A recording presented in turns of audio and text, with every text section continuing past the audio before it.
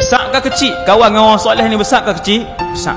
Di dalam neraka nanti sampai kepada satu tahap besarnya bila berkawan bersama, selalu duduk dengan orang soleh, mencintai orang soleh kenal kita kenal orang-orang soleh, sehingga satu tahap mereka mampu memberikan syafaat dengan izin Allah dan mengeluarkan kawan-kawan mereka daripada dalam neraka. Subhanallah.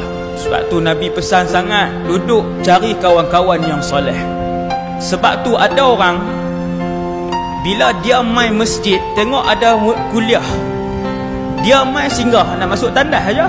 Kesemua yang berada dalam masjid, apabila para malaikat Allah SWT singgah dan mendoakan keampunan beserta dengan syurga, malaikat kata, ya Allah, tadi dalam masjid ada 632 orang, 630 semua sedang berada dalam majlis ilmu, 2 orang singgah saja.